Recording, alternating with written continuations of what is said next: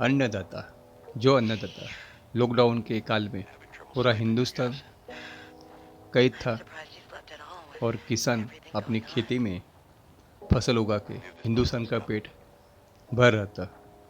इसलिए माननीय पंतप्रधान मोदी जी ने उनको अन्नदाता उपाधि बहाल की थी। लेकिन आज वही किसान अपने मांगों के लिए या कुछ भ्रम के वजह से आज दिल्ली में डेरा जमाए हुए बैठा है। किसान वो भी इतना इतना ईमानदार, इतना कड़ी मेहनत करने के बावजूद कुछ किसान ऐसे हैं कि उनकी हालत जैसे कि जैसे है, उनको कभी आगे आने का मौका ही नहीं मिला। उनका खाली सालों सालों तक शोषण किया और पॉलिटिकल पार्टी उनका नाम का इस्तेमाल करते करते कई सालों तक सत्ता में भी रहे। लेकिन किसानों की किस्मत बदली। कोई किसान किस वजह से आत्महत्या कर रहे, तो कोई किसान सही दाम नहीं मिल रहा है इसलिए परेशान है। बेचारा करेगा तो करे क्या। लेकिन बीते 4-5 सालों में सरकार की तरफ से अतोनात प्रयास भी हो रहे हैं, जिसकी वजह से हिंदुस्तान का किसान सशक्त बने, फले फूले। और इसके लिए भारत सरकार जो भी कदम उसको उचित लगता है वो उठाती है। और उसके लिए उन्होंने कृषि बिल लेके आए। वैसे तो 3 बिल बहुत अच्छे है, लेकिन कुछ पॉलिटिकल पार्टी ने भ्रम इतना पैदा किया है। अपने हिंदुस्तान की बात अजब है, जो चीज़ अच्छी रहती है उसको सबके पास पहुंचने के लिए बहुत टाइम लगता है। लेकिन जो चीज़ भ्रम में होती है, जिसमें कुछ होता नहीं, खाली भ्रम होता है, वो लोगों के बीच आसानी से पहुंच जाती है। वो चिंगारी बन के पहुंच जाती है और बड़ी आग में तब्दील होती है। वैसा ही ये अभी किसानों के साथ हुआ है और उनका भ्रमजाल भी टूटना आवश्यक है।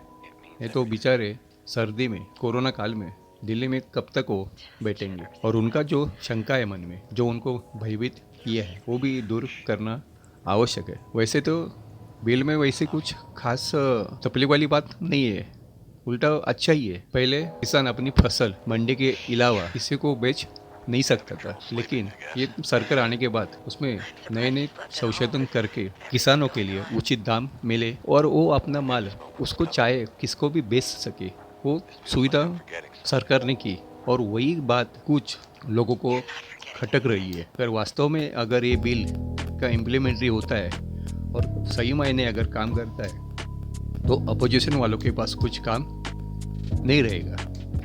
और जो फसल के नाम पे कमीशन जो कमाते हैं, उनकी दुकान बंद होगी। पहले किसान अपनी फसल बेचने के लिए बहुत परेशान होता था, उसको भाव भी मिलता नहीं है। उसको वो लोग यहाँ तक बोलते थे, तुमको बेचने का तो बेचो, नहीं तो मत बेचो, अभी हमारे पास जगह नहीं है, तुम्हारा माल वैसा है, ऐसा है, ऐसा है। लेकिन अभी ये बिलों की वजह से किसानों का अभी हक मिला है कि वो अपना माल किधर भी किसको भी बेचे। और ये अभी स्टेट में धीरे धीरे चालू भी हुआ है और वो किसान खुश भी है, सुखी भी है। और कुछ अफवाहें फैल गई कि कॉर्पोरेट कंपनी किसानों का शोषण करेगी, उनकी ज़मीनें हड़प लेगी। लेकिन ये सरासर गलत है। ऐसा इस बिल में ऐसा कुछ भी नहीं है, खाली भ्रम है। अगर मार्केट में कंपटीशन ही बढ़ेगा नहीं, तो एक आदमी अगर अब जिसको हमेशा माल बेचते हो, वो तो अपनी मनमानी करेगा।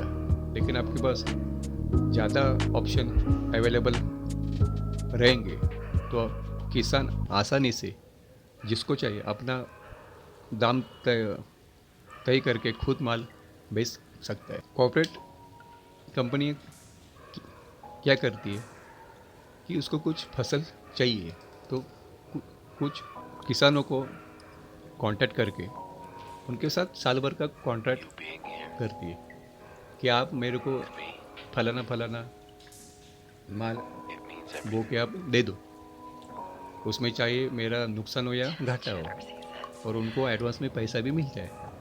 लेकिन ये चीज़ किसी को ज़्यादा पता नहीं है। महाराष्ट्र में जो आम की फसल होती है, आम पैदे होते हैं, तो आम का जो मोहर आता है, वो मोहरे में ही जो व्यापारी लोग होते हैं वो भाव तय करते हैं। और कभी कभी क्या होता है कि भाव तय करने के बाद वो मोहर आम का बारिश की वजह से, तूफान की वजह से कभी रहता है, कभी रहता नहीं है, गिर जाता है। अगर वो गिरेगा तो आम उसको आता नहीं है, कम आम आते हैं। तो होता है उसमें अक्सर कि व्यापारी का नुकसान होता है।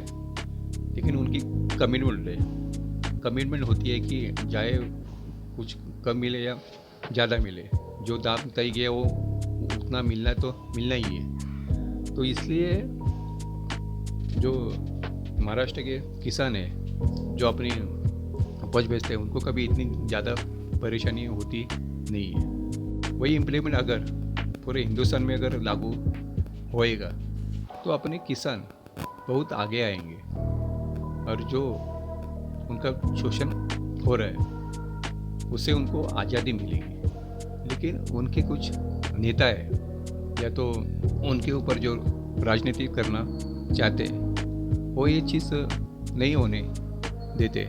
दोस्तों, आप जब मीटिंग में बैठते हैं उस चीज़ का हल निकालने के लिए बैठते हैं तो ये दो चीज़ सामने वाला आगे बढ़ता है, दो चीज़ चर्चा करने वाला आगे बढ़ता है, तो ये बात बनती है।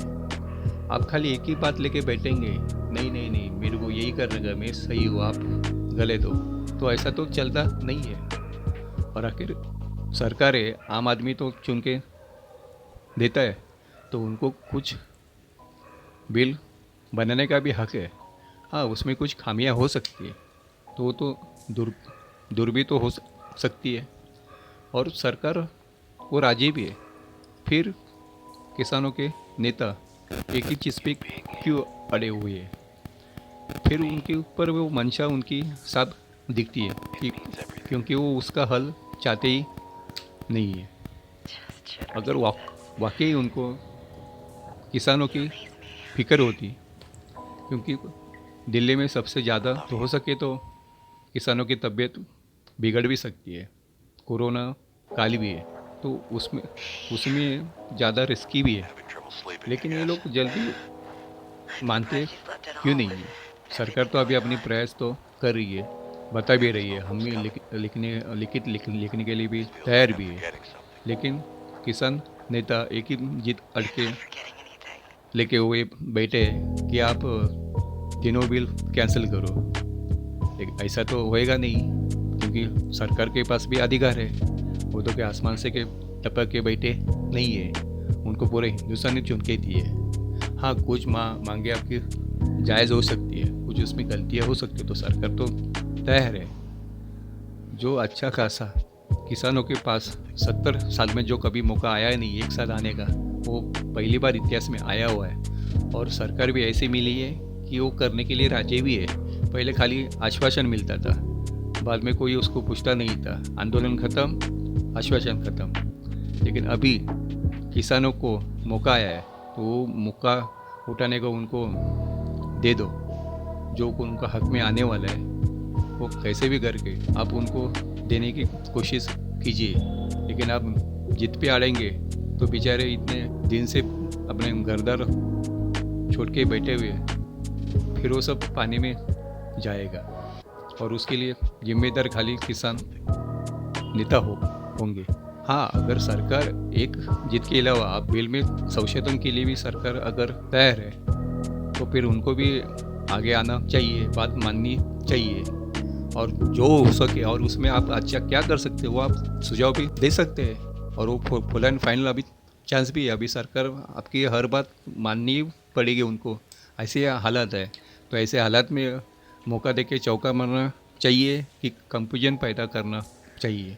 और मैं नहीं चाहता कि इसके अलावा कोई अच्छा बिल हो सकता है। ये जब इम्प्लीमेंट में आएगा 1-2 साल के बाद पूरे हिंदुस्तान को पता चलेगा कि वाकई सरकार कह रही थी ये बिल में वैसा कुछ नहीं है, ये बिल बहुत अच्छा है। तब आपको हिंदुस्तान की जनता को पता चलेगा। लेकिन आदमी मरने के बाद वो अच्छा हो या बुरा हो तो उसका कुछ मतलब होता नहीं है। इसलिए किसानों को कुछ नुकसान न हो के जो भी उनकी डिमांड है, किसान नेता उसको अमल में आए, अपनी जीत छोड़े और पूरे हिंदुस्तान को एक नया मुकाम पे पहुंचाए।